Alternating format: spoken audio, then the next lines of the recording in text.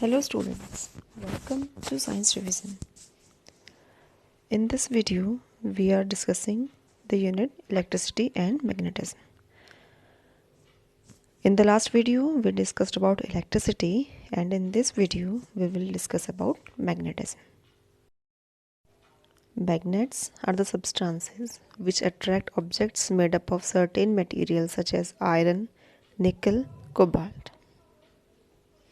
The property of a substance to attract specific material towards itself is called magnetism.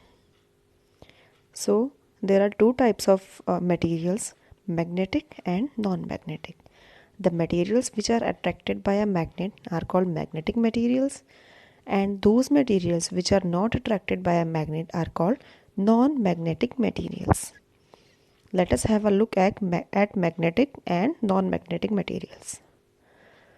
You can see the examples of magnetic material: screw, paper clips, safety pins, or coin. And non-magnetic materials. We can separate magnetic material and non-magnetic material using a magnet. You can see in the picture. Aluminium is a non-magnetic material, so it will not be attracted by a magnet. Steel and iron are magnetic material. What happens when we sprinkle some iron filings near the magnet? It is shown in the figure. The parts of the magnet which attract magnetic material the most are known as the poles of magnet. The poles of a magnet are named as North Pole and South Pole. Now, the region around a magnet where the force of the magnet can be experienced is known as magnetic field. This is not visible. We can only feel the force of attraction or repulsion.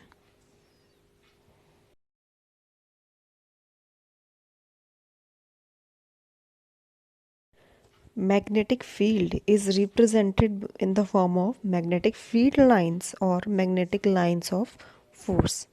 This field is present all around the magnet. These field lines start from the north pole of a magnet and ends at the south pole of a magnet. The magnetic field lines are more concentrated near the poles of a magnet. This is the reason the magnetic field of a magnet is strongest at its poles. So when we sprinkle iron filings, these are concentrated near the poles. Now let us see the properties of magnet. When opposite poles of two magnets are brought closer, they attract each other. You can see south pole attracts north pole. But when similar poles of two magnets are brought closer, they repel each other. When a magnet is broken into multiple pieces, each piece will have its own north pole and south pole. When a bar magnet is suspended freely, it aligns itself in the north-south direction of the earth. The north direction of the earth will attract the south pole of the magnet, and south pole of the earth will attract the north pole of the magnet. A magnetic compass is usually a small case with a small magnetic needle at its center. It points in the north-south direction when it is kept still. It can help us to find the directions.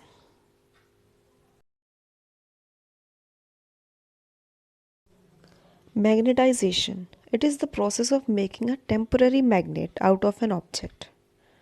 This is known as magnetization of the object. If we stroke any object made of iron, cobalt, or any other magnetic material repeatedly in one direction with one end of the magnet, it becomes a magnet.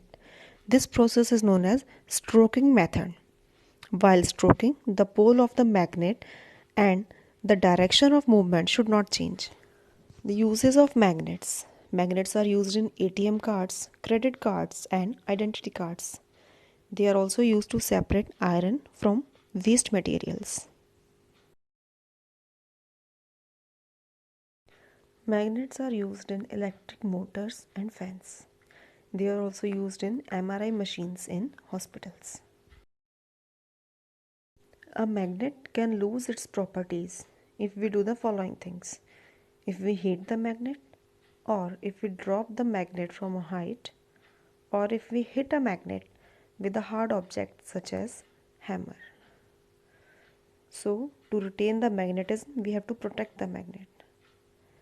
How we can preserve the magnetism? We use metal plates called keepers to join the poles. To store a bar magnet, a wooden block is kept between the bar magnet and metal plates are kept as keepers. So that's it for today, students. Thanks for watching the video.